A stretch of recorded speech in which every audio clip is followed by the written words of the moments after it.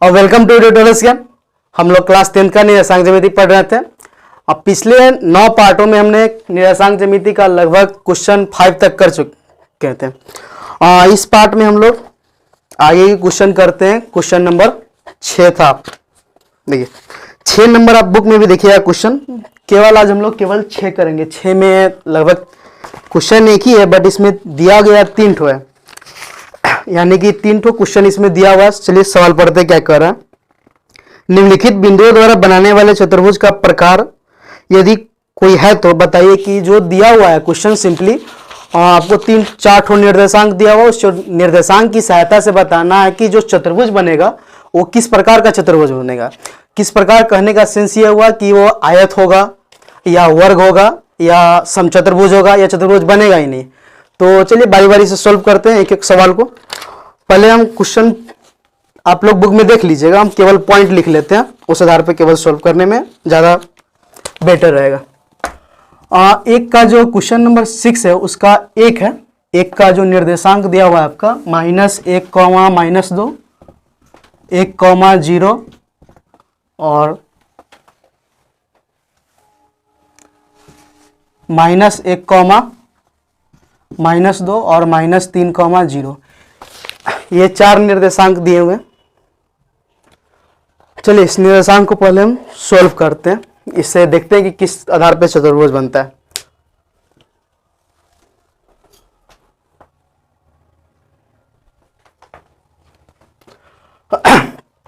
तो अब इससे देखेंगे कि 4 बिंदु है, इस 4 बिंदु की सहायता से किस टाइप का चतुर्भुज बन रहा है। क्वेश्चन शायद आप लोग समझ गए होइएगा, नहीं समझे तो पहले बुक का क्वेश्चन पढ़िए, फिर उसके बाद देखिए। यहाँ पे सिंपली 4 निर्देशांक दिया हुआ, इसी निर्देशांक की सहायता से जो चतुर्भुज बनेगा ये पूछ रहा है कि किस प्रकार का चतुर्भुज बनेगा। तो चलिए स्टार्ट करते हैं। पहले तो आप एक डायग्राम बना ले तो ज़्यादा बेटर रहेगा, उससे आपको आगे की प्रोसेस सोल्व करने में ज़्यादा काफ़ी अच्छा होगा।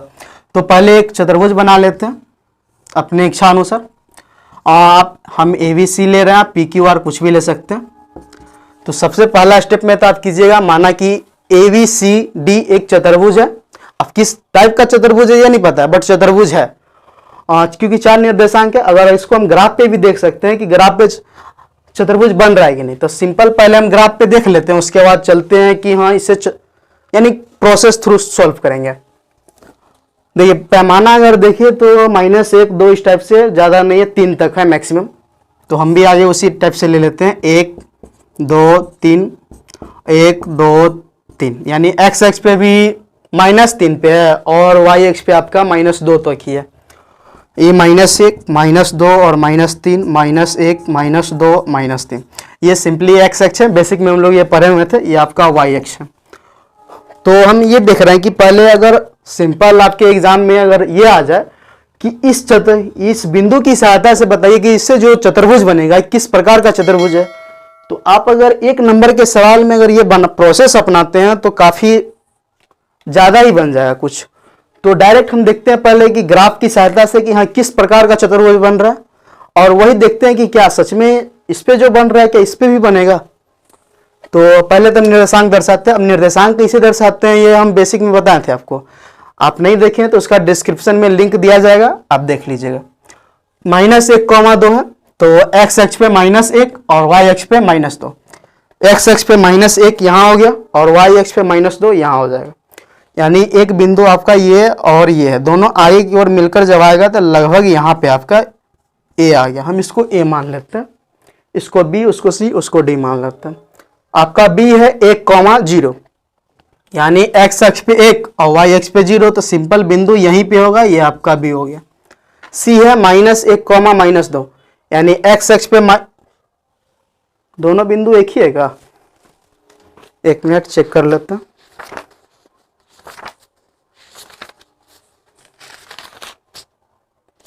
यहाँ देखिए मिस्टेक हो गया, -2 नहीं केवल 2 होगा।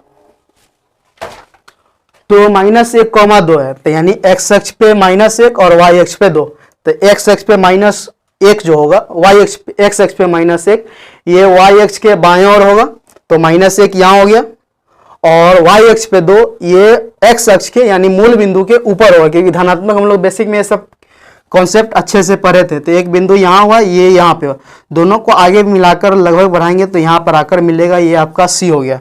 ए यहाँ है, बी यहाँ, सी यहाँ है। अब देखते हैं डी कहाँ होता है। -3,0 है, एक्स एक्स पे -3 यहाँ होगा और वाई एक्स पे 0 यही होगा। तो बिंदु का जो निर्देशांक होगा हम लोग यहाँ डिनोट करेंगे, ये आपका डी हो गया।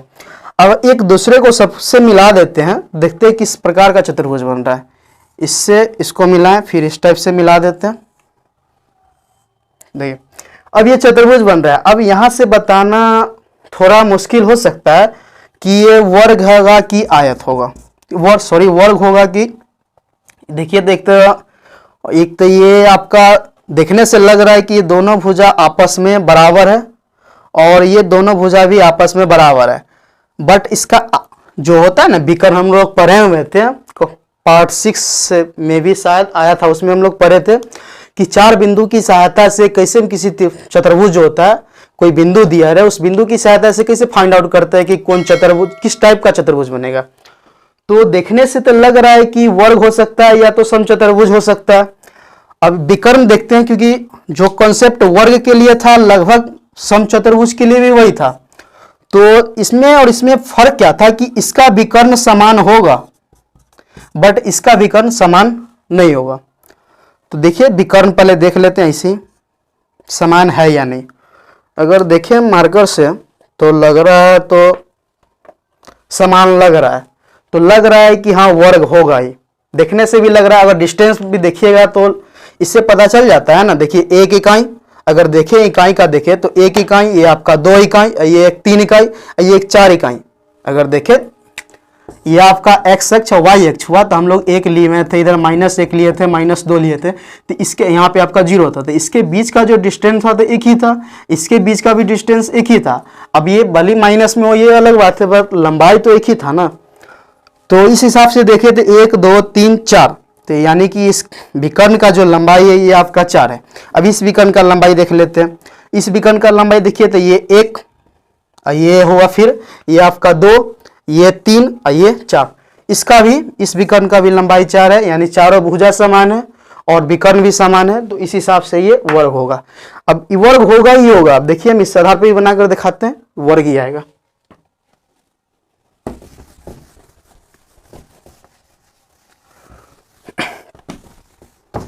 आप हमारे व्हाट्सएप ग्रुप और एडिटोरियल ज्ञान का Facebook page, Facebook group, WhatsApp group सभी बन चुका हुआ है। आप उस सबसे जुड़ जाइए तो ज़्यादा बेटर रहेगा, आपको रेगुलर अपडेट मिलता रहता है। और क्रैश कोर्स स्टार्ट हो चुका हुआ है। क्रैश कोर्स का आप रेगुलर वे में वीडियो देखिए, और जहाँ भी कोई समस्या हो तो आपको ग्रुप से तो जुड़ ही गए होइएगा, और न जुड़े हैं तो जल्द से जल्द जुड़ जाइए।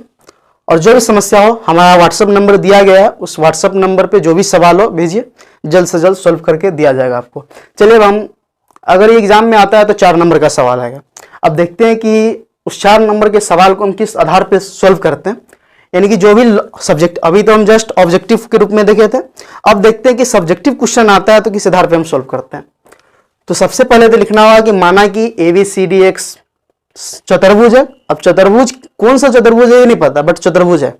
माना कि ABCD एक चतुर्भुज है। अगर चतुर्भुज ना भी आता है तो लास्ट में हम लोग लिख सकते हैं कि अतः हमारी मानना गलत है, ABCD चतुर्भुज नहीं है। बट सवाल आपको निकालने के लिए बोल रहा है कि 4 बिंदु दिए, इससे बताइए कि चतुर्भुज किस आधार का बन रहा है।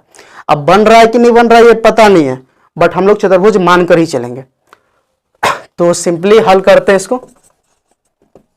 माना कि ABCD एक चतुर्भुज है। माना कि ABCD एक चतुर्भुज है जिसका निर्देशांक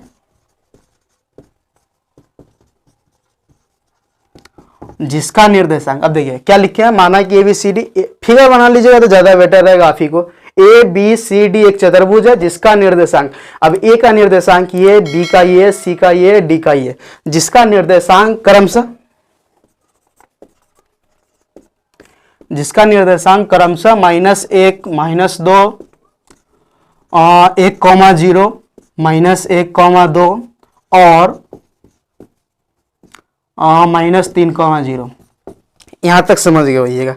अब सिंपली ये समझिए कि इसमें करना क्या है। हम देखिए कॉन्सेप्ट आपको पढ़ाए थे बट आप देखे नहीं देखे हमको नहीं पता, बट यहाँ समझ लीजिए करना क्या है। सबसे पहले तो आपको 4 बार दूरी सूत्र की सहायता से A B, B C, C D और ए डी निकालना होगा। दूरी सूत्र क्या होता है ये आपको पढ़ाया गया है पार्ट 2 में। निर्देशांक ज्यामिति का जो पार्ट 2 आया था उसमें हम बताए थे, पहले में तो हम बेसिक दिए थे, उस दूसरे में हम दूरी सूत्र का जो कॉन्सेप्ट होता है, कैसे दूरी सूत्र निकाला जाता है, प्रूव कर आपको बताया गया था। तो A B, B C, C D, A D निकालने के बाद हम विकर्ण भी निकालेंगे, क्योंकि जब तक विकर्ण नहीं निकलेगा तो पता ही नहीं चलेगा कि हाँ ये वर्ग है या समचतुर्भुज है। तो बारी बारी से देखिए निकालना क्या है, आपको ए बी निकालना है, बी सी निकालना है, सी डी निकालना है और डी ए बोलिए या ए डी बोलिए कोई फर्क नहीं पड़ता है, तो ई ए डी निकालना है। ये 4 तो पहले दूरी सूत्र की सहायता से इसको निकालना। इसके बाद ये आपका जो विकर्ण बन रहा है इस विकर्ण को भी निकालना होगा, यानी ए सी और बी डी इसको भी निकालना है। कहने का सेंस सिंपल ये होगा कि 6 बार आपको दूरी सूत्र का यूज करके ये इसका वैल्यू निकालना होगा। चलिए बारी बारी से निकालते हैं, वीडियो थोड़ा लंबा हो सकता है बट बने रहिए आप। इतना करने के बाद अब हम लिखेंगे डायरेक्ट अब दूरी सूत्र से। दूरी सूत्र से एक बार फॉर्मूला लिख लीजिएगा, मे बी पहले ए बी का निकालते हैं। A B equal to formula क्या होता है दूरी सूत्र का, x2 माइनस x1 का square plus y2 minus y1 का स्क्वायर। ये आपका फॉर्मूला होता है, फॉर्मूला आपको याद होगा ही। एक बार फॉर्मूला लिख लीजिएगा बस, क्योंकि सवाल काफी लंबा है। अब देखिए ए बी में चल रहा है ना, तो यहाँ पे निर्देशांक लिख दे तो और ज्यादा बेटर होता है। -1, -2, इसका हो गया 1,0, इसका हो गया आपका -1,2 और तीसरा का चौथा का हो गया -3,0। अब ए बी का निकालना है तो इस दोनों से हमें कोई लेना देना नहीं, केवल ए बी पे चलेंगे। यह आपका पहले हम लिखे हैं ए फिर लिखे हैं बी। अगर पहले ए लिखा गया फिर बाद में बी लिखा गया, इसका अर्थ इसका जो निर्देशांक होगा ये आपका x1 y1 होगा। समझ लीजिए, हम बार बार नहीं समझाएंगे। और इसका जो होगा x2, y2 होगा, क्योंकि सवाल कुछ ज्यादा ही लंबा है। और पिछले पार्ट में तो बताएं, सब तो बताएं ही है। ए का जो होगा ये x1 y1 और बी का जो होगा x2 y2।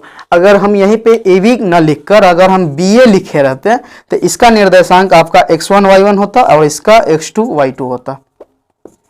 तो आप इसको x1 y1 मानिए या इसको x1 y1 मानिए, कोई फर्क नहीं पड़ता, क्योंकि यहाँ स्क्वायर है, स्क्वायर से सब प्रोसेस आगे टूट ही जाएगा।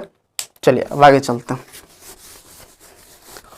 सिंपल अब वैल्यू रखते हैं। ये आपका x1 y1 ए का है, बी का हो गया x2 y2।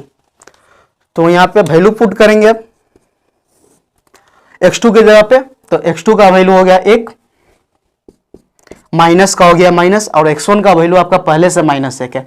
जब -1 यहाँ पे डालेंगे तो ये जब टूटेगा ब्रैकेट तो माइनस माइनस ये आपका प्लस हो जाएगा। तो एक स्टेप हम ज्यादा कर रहे हैं, ये डायरेक्ट आपका +1 हो जाएगा। और जो स्क्वायर है तो ये आपका स्क्वायर हो गया, प्लस का ये प्लस, फिर y2 माइनस y1 है तो y2 का वैल्यू आपका 0 है, तो ये 0 माइनस का ये माइनस, और y1 का वैल्यू आपका -2 है। जैसे यहाँ पे +1 का स्क्वायर हुआ, सेम लॉजिक यहाँ भी लगेगा, क्योंकि -2 यहाँ भी है तो माइनस माइनस प्लस हो जाएगा, और 2 है तो 2, स्क्वायर है तो स्क्वायर। यहाँ तक समझ गए होइएगा। चलिए अब आगे चलते हैं। अब कुछ करना नहीं खास, दोनों को स्क्वायर करना है। टूटने वाला होगा रूट से तोड़ देंगे, नहीं टूटने वाला होगा तो वहीं छोड़ देंगे। 1 और 2 का 1 + 1 ये आपका 2 का स्क्वायर प्लस 2 का स्क्वायर, 0 में 2 जोड़ेंगे 2 ही होगा। 2 का स्क्वायर हो गया 4, अब प्लस का प्लस 2 का स्क्वायर, तो 2 का स्क्वायर ये भी 4, 4 को जोड़ेंगे तो ये हो गया √8। 8 किसी का वर्गमूल है नहीं, तो 8 का गुणनखंड तोड़ ले, न तोड़े तो यहाँ पे भी छोड़ दे तो कोई दिक्कत है नहीं। फिलहाल 8 को तोड़ देते हैं, 8 को तोड़ेंगे तो हो जाएगा 4, फिर 2 से लगाएंगे 2, यानी कहने का अर्थ 8 की जगह पे क्या हम लोग लिख सकते हैं 2 × 2 × 2, 2 दूना 4, 4 दूना 8। अब पता होगा बेसिक का भी वीडियो आ रहा है, वो भी देखते रहिएगा आप लोग। तो इसके जगह पे हम लिखेंगे 8 के जगह पे 2 × 2 × 2। तो क्या होता है ना, रूट का वर्गमूल का एक कॉन्सेप्ट है कि अगर जोड़ा में रहे तो वो बाहर निकल जाता है। तो यहाँ 3 ठो 2 है, तो एक को देखिए जोड़ा लग रहा है तो एक बाहर निकल जाएगा, एक अंदर ही रह जाएगा। तो इसको आगे हम बढ़ाते हैं तो क्या हो जाएगा, एक तो रूट आपका बाहर निकल गया और एक इसका जोड़ा नहीं लग रहा है तो ये अपना अंदर ही रह जाएगा, यानी इतना इकाई इसका आंसर आ गया। ये केवल ए बी का वैल्यू निकला, तो हम साइड में वैल्यू निकालते चलते हैं और लिखते चलते हैं। ए बी का आपका वैल्यू आ गया 2√2 और इकाई। जैसे ए बी निकाले हैं उसी प्रकार अब बी सी, सी डी और ए डी निकालना होगा। चलिए अब आगे हम लोग बी सी निकालते हैं।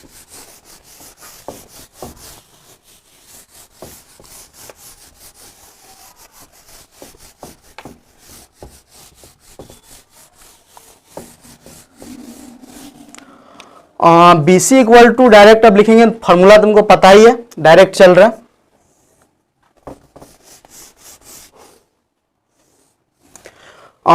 अब बी और सी में चल रहे थे, इसका आपका निर्देशांक जो होगा, क्योंकि पहले बी लिखा हुआ है फिर सी लिखा हुआ है, तो इसका जो निर्देशांक होगा ये x1 y1 और इसका जो निर्देशांक होगा x2 y2 होगा। ये x1 y1, ये x2 y2। तो फॉर्मूला होता है root under x2 minus x1 का स्क्वायर। तो x2 की जगह पे आपका -1 है, सी में देखिए -1,2 है, तो हो जाएगा -1, यहाँ भी माइनस होता है। और देखिए फार्मूला, तो हम फार्मूला भी लिख देते हैं। चलिए x2 माइनस x1 का square plus y2 minus y1 का स्क्वायर, ये फार्मूला हो गया। तो x2 की जगह पे आपका -1 हो गया और माइनस का ये फिर माइनस उतर गया, और x1 है तो x1 की जगह पे 1 है, तो सिंपली यहाँ पे आ जाएगा 1 स्क्वायर का स्क्वायर, फिर प्लस है तो प्लस y2 माइनस y1 का स्क्वायर, तो y2 की जगह पे आपका 2 हुआ और y1 की जगह पे 0 हुआ, तो यहाँ पे हो जाएगा 2 माइनस 0 का स्क्वायर। ठीक, अब इसको भी उसी प्रोसेस से हम सोल्व करेंगे। -1 और -1, ये हो गया आपका -2, -1 और -1 को जोड़ेंगे तो -2 का स्क्वायर है तो स्क्वायर, फिर प्लस का ये प्लस, अब 2 में से 0 जाएगा तो 2 ही बचेगा, तो 2 का स्क्वायर -2 का स्क्वायर, तो माइनस स्क्वायर से माइनस प्लस हो जाएगा ना, और 2 का स्क्वायर हो गया आपका 4, फिर प्लस का हो गया प्लस, फिर 2 का स्क्वायर, फिर 4, देखिए सेम आ गया, फिर 8 आ गया। 8 के जगह पे डायरेक्ट हम लोग लिख सकते हैं 2√2, क्योंकि अभी जस्ट तोड़े 8 का गुणनखंड तो आया क्या, इस 8 के जगह पे हम लिखे थे अभी 2 गुने 2 गुने 2, एक जोड़ा में निकल गया था आपका बाहर, एक रूट में ही बच गया था। तो फिर BC का जो वैल्यू है इसका भी आ गया 2√2। फिर उसी प्रकार आप CD निकालते हैं। वीडियो को पुश करके इसे आप साथ में नोट करते रहिएगा, या नहीं तो स्क्रीनशॉट लेते रहिएगा आप लोग, क्योंकि सवाल कुछ ज़्यादा लंबा है, हम चलते रहेंगे आगे। अब BC हो गया, अब हम CD निकालेंगे। CD इक्वल टू देखिए सिम, फिर वही x, पहले C है फिर D है, तो ये आपका x1 y1 और फिर ये आपका x2 y2। फॉर्मूला तो ये होता है root under x2 minus x1 का स्क्वायर। तो देखिए x1 के जगह पे हो गया, x2 के जगह पे हो गया आपका -3 और x1 के जगह पे हो गया -1, तो यहाँ लिखाएगा -3 और फार्मूला होता है -x1। देखिए x2, तो x2 का वैल्यू तो हम पुट कर दिए -3, फिर माइनस का माइनस अपने जगह पे उतर गया, और x1 का वैल्यू है -1। अब फिर यहाँ पे -1 आएगा तो यहाँ पे तो गुना होगा, तो माइनस माइनस ये आपका डायरेक्ट प्लस हो जाएगा, स्क्वायर है तो स्क्वायर हो गया, फिर प्लस का ये प्लस, और y2 माइनस y1 का स्क्वायर, तो y2 के जगह पे देखिए y2 के जगह पे 0 हो गया और y1 के जगह पे ये 2 हो गया, तो 0 माइनस 2 का स्क्वायर। फिर वही बढ़ाते हैं आगे, -3 में से 1 जाएगा, -3 में से 1 चला जाएगा, यानी -3 + 1, तो -3 + 1 को करेंगे तो ये आपका -2 हो जाएगा। बेसिक में ये हम सब्ट्रैक्शन में बताए हुए हैं। -3 + 1 को स्क्वायर, फिर स्क्वायर है तो ये आपका स्क्वायर हो गया, फिर 0 में से 2 घटेगा सेम, फिर 0 में से 2 घटेगा तो फिर यहाँ पे -2 ही आ जाएगा, फिर प्लस स्क्वायर है तो ये आपका स्क्वायर हो गया। इसको आगे बढ़ाएंगे हम लोग, तो -2 का स्क्वायर फिर क्या होता है +4, फिर प्लस का ये प्लस, फिर -2 का स्क्वायर ये फिर +4, 4 को जोड़ेंगे तो फिर 8 आ गया, फिर ये 8 आया, इसका अर्थ इसका जो वैल्यू टुटका रहेगा 2√2 हो जाएगा, क्योंकि जस्ट अभी 2 बार 8 का वैल्यू हम तोड़े। तो CD का जो वैल्यू है ये आपका ये आ गया 2√2। इकाई लगाते रहिएगा, कोई ना कोई यूनिट तो लगेगा ही, तो यूनिट तो कुछ दिया नहीं भाई इस आधार पे, तो हम लोग अपने से इकाई लगाते हैं। अब CD निकल गया, अब आप AD निकालेंगे। तो AD निकालते हैं, तो AD चाहे हम यहाँ AD लिखे या DA लिखे, कोई फर्क नहीं पड़ता, दोनों का वैल्यू एक ही आएगा। फर्क कहाँ पड़ रहा है, तो ये अगर AD लिखते हैं तो A का जो निर्देशांक हम लेंगे ये x1 y1 हो जाएगा और D का जो निर्देशांक x2 y2, बस चेंज यही होगा। और इसमें अगर लिखेंगे तो इसका x1 y1 हो जाएगा, इसका x2 y2 हो जाएगा, और कुछ ज़्यादा अंतर नहीं, वैल्यू सेम ही आएगा। तो हम AD ही लेते हैं, इस ट्रायंगल से हम चल रहे हैं, इस आधार पे AB निकाले, फिर BC निकाले, फिर CD निकाले, सीरीज था मेरा ये, AB BC CD और फिर AD चलते हैं या सॉरी DA चलते हैं। तो यहाँ पे हम लोग लिखेंगे अब सिंपली DA इक्वल टू, फिर रूट अंडर लॉजिक, फिर आगे यही चलेगा x2 माइनस x1 का स्क्वायर। तो देखिए हम DA लिखे हैं ना, तो ये मेरा फिर DA हो जाएगा x1 y1 और A जो होगा ये आपका x2 y2 होगा, क्योंकि पहले D लिखे हैं तो D वाला हो जाएगा x1 y1 और फिर बाद में A लिखे हैं तो A वाला x2 y2 हो जाएगा। तो x2 माइनस x1 का स्क्वायर, तो x2 की जगह पे -1 और x1 की जगह पे -3, तो लिख देते हैं -1। फिर यहाँ पे फॉर्मूला होता है ये माइनस, फिर ये भी माइनस, माइनस माइनस ये आपका +3 है, तो 3 का 3, फिर स्क्वायर होता है फॉर्मूला में तो स्क्वायर आ जाएगा। देखिए कुछ करना नहीं होता है, जो फॉर्मूला होता है उस फॉर्मूला पे हम चलते रहते हैं, सवाल बन नहीं जाएगा। फिर प्लस का अपने प्लस जगह पे आ गया, फिर उसी प्रकार y2 माइनस y1 का स्क्वायर है। खोजना होगा, बस थोड़ा माइंड लगाना होगा कि कौन x1 है कौन y1 है। तो x1 y1 पहचानने का सिंपल तरीका देखिए, पहला है, पहला लिखें A, पहले D है तो D का जो निर्देशांक होगा x1 y1 हो जाएगा और A का x2 y2 हो जाएगा। तो y2 माइनस y1 है तो D का जो होगा ये x1 y1 है, क्योंकि यहाँ पहले D लिखा गया हुआ है। फिर A लिखे हुए हैं, ये सेकेंड स्थान पे है, तो A का जो निर्देशांक होगा ये दूसरा वाला होगा आपका। तो y2 माइनस y1 है तो y2 की जगह पे -2 और y1 की जगह पे ये आपका 0 हो जाएगा। तो यहाँ पे वैल्यू पुट करेंगे तो हो जाएगा इस आधार पे y2 माइनस y1 है तो -2, फिर माइनस का फिर माइनस, यहाँ पे y1 का वैल्यू 0 है तो यहाँ पे 0 का स्क्वायर होता है तो स्क्वायर, फिर -1 + 3 करेंगे तो 3 में से 1 चल जाएगा तो हो गया आपका 2, तो यहाँ पे 2 का स्क्वायर, फिर प्लस -2 और -0 तो फिर ये -2 ही होगा, स्क्वायर है तो स्क्वायर, फिर 2 का स्क्वायर 4, फिर प्लस का प्लस, -2 का स्क्वायर तो -2 का स्क्वायर क्या होगा 4 ही होगा, फिर देखिए 4 4 जोड़ेंगे तो 8 आ गया, फिर वही आ गया वैल्यू, फिर 8 को तोड़ेंगे तो 2 ही आएगा। तो क्या कहते हैं आपका DA का जो वैल्यू आया, DA का ये 2√2 आ गया। देखिए सेंस यहाँ तक कहने का अर्थ क्या हुआ कि हम लोग स्टार्टिंग में देखे थे ग्राफ के तौर पे तो वर्ग ही आया था, वर्ग का कंडीशन भी यहाँ तक फॉलो कर रहा है। अब हमको केवल निकालना है विकर्ण, क्योंकि चारों भुजा की लंबाई जो है इक्वल आ चुका है, AB हो BC हो CD हो या AD हो, दोनों का चारों का वैल्यू क्या आ रहा है 2√2। इसका अर्थ ये हुआ कि चारों भुजा का जो मान होगा ये इक्वल है। अब अगर विकर्ण भी बराबर आ जाता है तो वर्ग होगा, अब विकर्ण बराबर ना आए तो ये आपका समचतुर्भुज होगा। तो अगर विकर्ण बराबर ना आता है तो हम लोग जो ग्राफ बनाए थे शायद उस ग्राफ में गड़बड़ी होगी, कुछ कहीं ना कहीं किए होंगे। अगर वर्ग ना आए तो, अगर वर्ग आता है तो ग्राफ भी सही था, ये भी सही था। यहां तक समझ आ गया होगा। अब कुछ नहीं करना, अब केवल AC और BD निकालना। तो अगर 4 नंबर के एग्जाम में आता है, अगर आपके पास टाइम हो एग्जाम हॉल में तो यहाँ पे आप लिख सकते हैं। यहाँ पे इस देखिए आपको कुछ क्या होता है ना, एग्जाम में नंबर उठाने का भी एक कला होता है, तो कला का अगर यूज करते हैं एग्जामिनर को खुश हो जाता है।